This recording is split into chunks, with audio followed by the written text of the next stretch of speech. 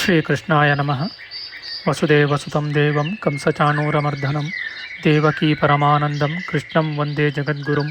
ಬ್ರಹ್ಮಸ್ಥಾನ ಸರೋಜ ಮಧ್ಯವಿಲಸಚ್ಛೀತಾಂಶು ಪೀಠಸ್ಥಿತಂ ಸ್ಫೂರ್ಜತ್ಸೂರ್ಯರುಚಿಂ ವರಾಭಯಕರಂ ಕರ್ಪೂರಕುಂದೋಜ್ವಲಂ ಶ್ವೇತಸ್ರಗ್ವಸನಾನುಲೇಪನಯುತಂ ವಿದ್ಯುದ್ರುಚಾ ಕಾಂತಯ ಸಂಶ್ಲಿಷ್ಟಾರ್ಧತನುಂ ಪ್ರಸನ್ನವದನಂ ವಂದೇ ಗುರುಂ ಸಾದರಂ.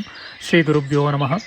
ಲಂಬೋದರಂ ಪರಮಸುಂದರಮೇಕದಂತಂ ರಕ್ತಾಂಬರಂ ತ್ರಿನಯನಂ ಪರಮಂ ಪವಿತ್ರಂ ಉದ್ಯದ್ದಿವಾಕರಕರೋಜ್ವಲಕಾಯಕಾಂತಂ ವಿಘ್ನೇಶ್ವರಂ ಸಕಲವಿಘ್ನಹರಂ ನಮಾಮಿ. ತ್ವಾಂ ದೇವ ವಿಘ್ನದಲನೇತಿ ಚ ಸುಂದರೇತಿ ಭಕ್ತಿಪ್ರಿಯೇತಿ ಸುಖದೇತಿ ಫಲಪ್ರದೇತಿ ವಿದ್ಯಾಪ್ರದೇತ್ಯಗಹರೇತಿ ಚ ಯೇ ಸ್ತುವಂತಿ ತೇಭ್ಯೋ ಗಣೇಶವರದೋ ಭವ ನಿತ್ಯಮೇವ. ಶ್ರೀಮಹಾಗಣಪತಯೇ ನಮಃ. ಯಾ ಕುಂದೇಂದು ತುಷಾರಹಾರಧವಳಾ ಯಾ ಶುಭ್ರವಸ್ತ್ರಾವೃತಾ ಯಾ ವೀಣಾ ವರದಂಡಮಂಡಿತಕರ ಯಾ ಶ್ವೇತಪದ್ಮಾಸನ ಯಾ ಬ್ರಹ್ಮಾಚ್ಯುತಶಂಕರ ಪ್ರಭೃತಿಭಿರ್ದೇವೈ ಸದಾ ವಂದಿತಾ ಸಾ ಮಾಂ ಪಾತು ಸರಸ್ವತೀ ಭಗವತೀ ನಿಶೇಷಜಾಡ್ಯಾಪಃ. ಶ್ರೀ ಸರಸ್ವತ್ಯೇ ನಮಃ. ವೇದಾರ್ಥತತ್ವವಿಶದೀಕರಣೇನ ಪುಂಸಾಮುಚ್ಚೈರ್ಗತಿಂ ಜಗತಿ ಯೋ ದಯಯಾ ವಿಧಾತುಂ ರಮ್ಯಾಂ ಪುರಾಣಪದವೀಂ ಪ್ರಣಿನಾಯ ತಸ್ಮೈ ಲೋಕೇಶವೈಭವಪುಷೇ ಋಷಯೇ ನಮಸ್ತಾತ್. ತಸ್ಮೈ ವ್ಯಾಸಾಯ ಮುನಯೇ ಸರ್ವಜ್ಞಾಯ ಮಹರ್ಷಯೇ ಪರಾಶರ್ಯಾಯ ಶಾಂತಾಯ ನಮೋ ನಾರಾಯಣಾತ್ಮನೇ. ಶ್ರೀ ವ್ಯಾಸಾಯ ನಮಃ. ನಾರಾಯಣಂ ನಮಸ್ಕೃತ್ಯ ನರಂ ಚೈವ ನರೋತ್ತಮಂ ದೇವೀಂ ಸರಸ್ವತೀಂ ವ್ಯಾಸಂ ತತೋ ಜಯಮುದೀರಯೇತ್. ಕನಕರುಚಿದುಕೂಲಃ ಕುಂಡಲೋಲ್ಲಾಸಿಗಲ್ಲಃ ಶಮಿತಭುವನಭಾರಃ ಕೋಪಿ ಲೀಲಾವತಾರಃ ತ್ರಿಭುವನಸುಖಕಾರಿ ಶೇಷಶಾಯೀ ಮುಕುಂದೋ ಪರಿಕಲಿತರಮಾಂಗೋ ಮಂಗಲಂ ನಸ್ತನೋತು. ನಮಾಮಿ ಗೋವಿಂದಪದಾರವಿಂದಂ ಸದೇಂದಿರಾನಂದನಮುತ್ತಮಾಡ್ಯಂ ಜಗಜ್ಜನಾನಾಂ ಹೃದಯ ಸನ್ನಿವಿಷ್ಟಂ ಮಹಾಜನೈಕಾಯನಮುತ್ತಮೋತ್ತಮಂ. ನಮಸ್ತೆ ಚಕ್ರಹಸ್ತಾಯ ಶಾಂಗಹಸ್ತಾಯ ತೇ ನಮಃ. ನಂದಹಸ್ತಾಯ ತೇ ವಿಷ್ಣೋ ಶಂಖಹಸ್ತಾಯ ತೇ ನಮಃ. ಓಂ ನಮೋ ವಾಸುದೇವಾಯ ನಮಃ ಸಂಕರ್ಷಣಾಯ ಚ ಪ್ರದ್ಯುಮ್ನಾಯ ನಮಸ್ತುಭ್ಯಂ ಅನಿರುದ್ಧಾಯ ತೇ ನಮಃ.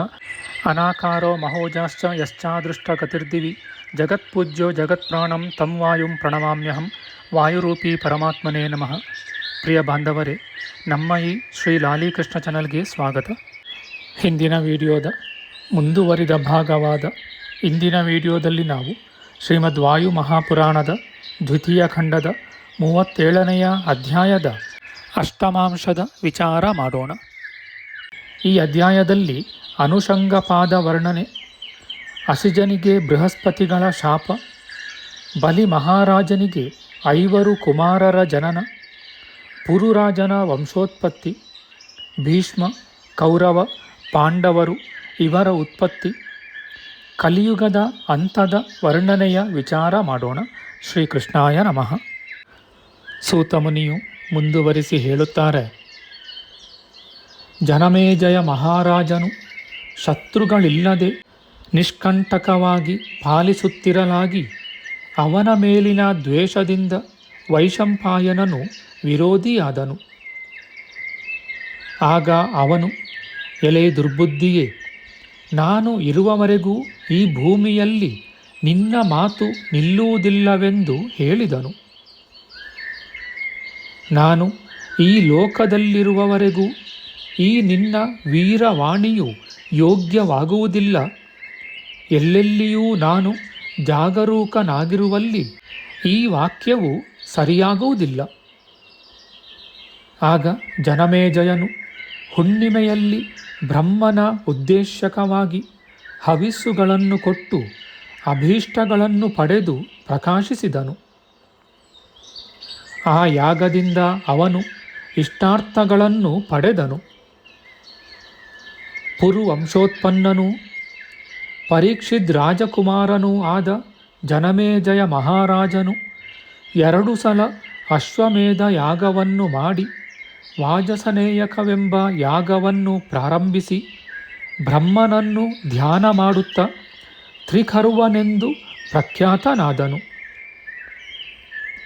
ಜನಮೇಜಯನು ಅಶ್ವಕ ಮುಖ್ಯರು, ಅಂಗದೇಶ ನಿವಾಸಿಗಳು ಮತ್ತು ಮಧ್ಯ ದೇಶದವರು ಇವರ ಅಹಂಕಾರಗಳನ್ನು ಭಂಜನ ಮಾಡಿದ್ದರಿಂದ ಅವನಿಗೆ ತ್ರಿಖರ್ವನೆಂಬ ನಾಮವು ಪ್ರಖ್ಯಾತವಾಗಿತ್ತು.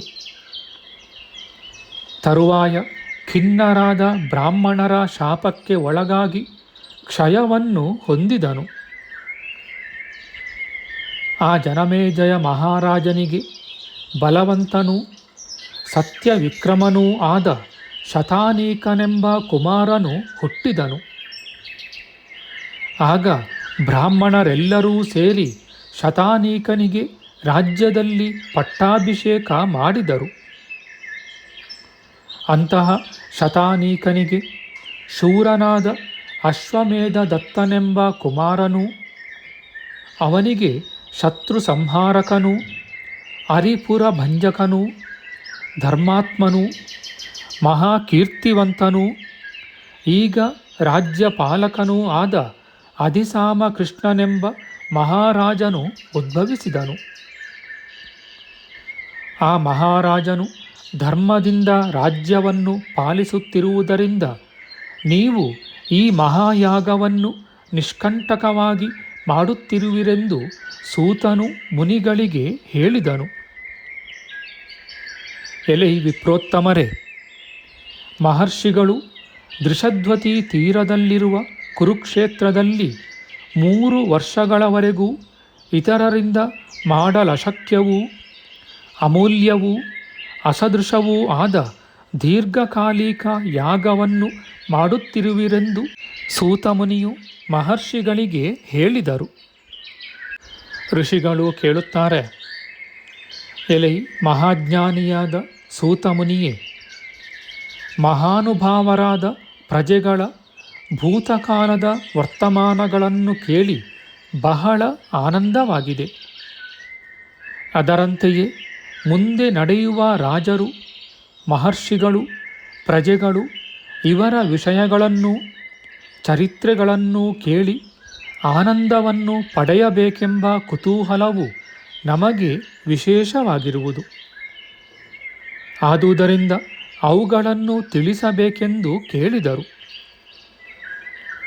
ಎಲೈ ಮುನಿಯೇ, ಯುಗಗಳ ಆದಿಯಲ್ಲಿ ಯಾವ ಯಾವ ರಾಜರು ಉತ್ಪನ್ನರಾಗುವರು, ಅವರ ಕಾರ್ಯಗಳು ಯಾವುವು, ಅವರ ನಾಮಗಳನ್ನು ನಡೆ ನುಡಿಗಳನ್ನು ಕ್ರಮವಾಗಿ ತಿಳಿಸಬೇಕೆಂದು ಕೇಳಿದರು. ಮುಂದೆ ಬರುವ ಯುಗಗಳ ಪ್ರಮಾಣ, ಕಾಲಸ್ವರೂಪ, ಗುಣದೋಷಗಳು, ಪ್ರಜೆಗಳ ಸುಖ ದುಃಖಗಳು ಮತ್ತು ಧರ್ಮಾರ್ಥ ಕಾಮಗಳು ಇವುಗಳನ್ನು ಕ್ರಮವಾಗಿ ನಿರೂಪಿಸಬೇಕೆಂದು ಬೇಡಿದರು.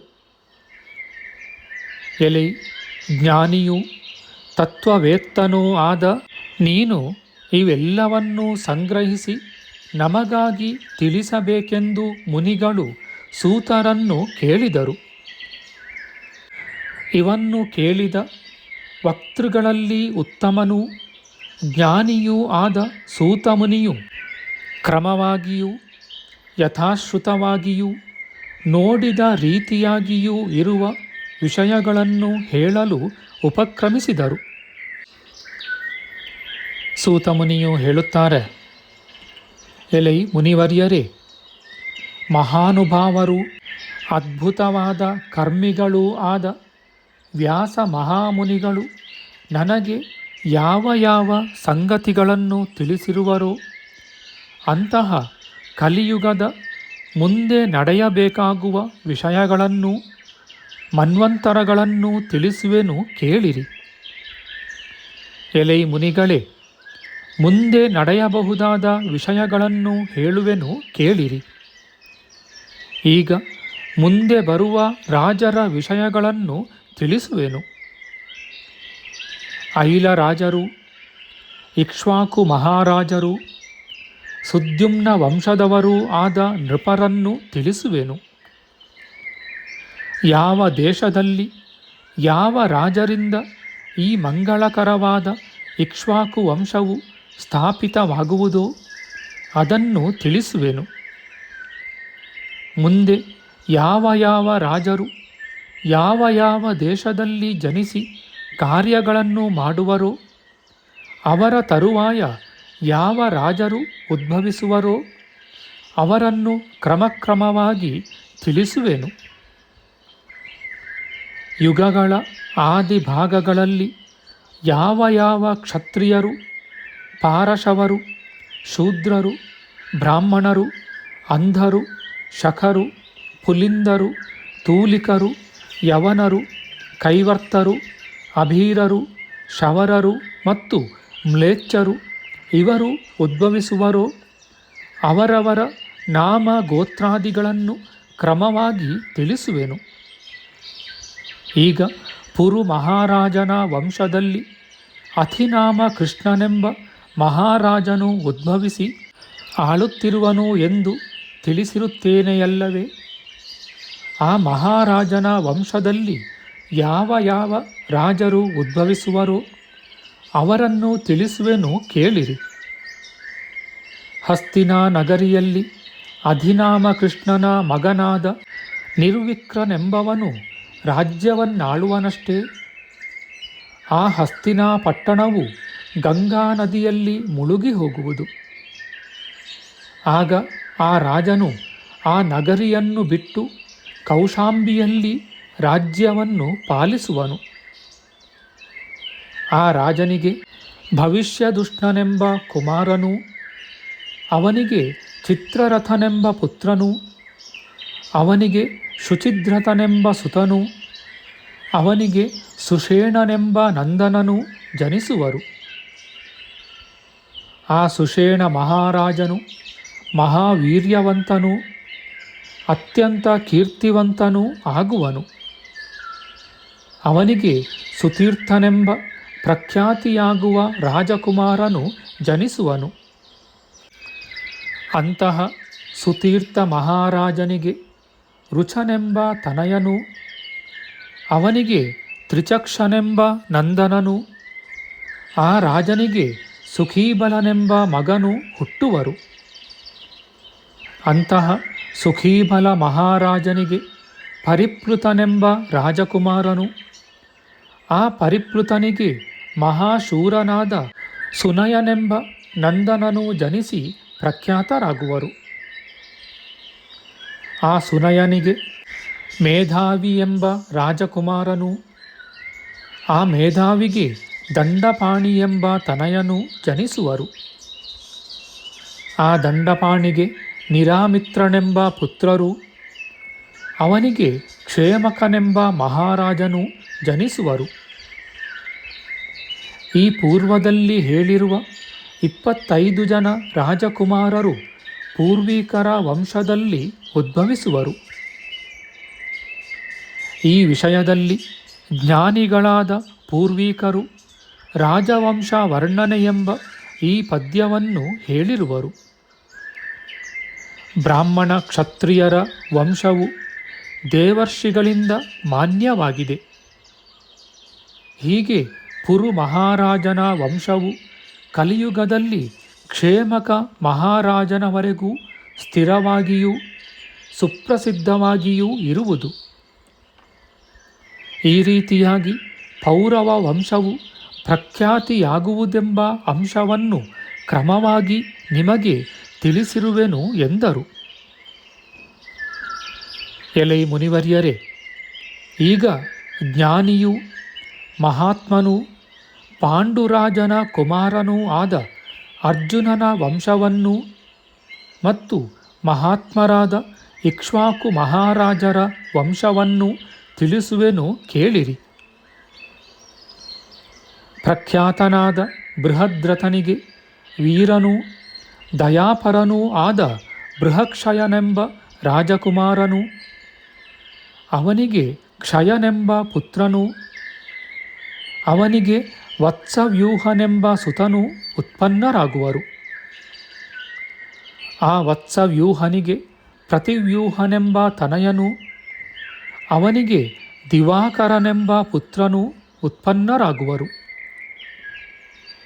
ಆ ದಿವಾಕರ ಮಹಾಪ್ರಭುವೇ ಈಗ ಅಯೋಧ್ಯ ನಗರಿಯಲ್ಲಿ ರಾಜನಾಗಿ ಧರ್ಮದಿಂದ ಪ್ರಜೆಗಳನ್ನು ಆಳುವನು.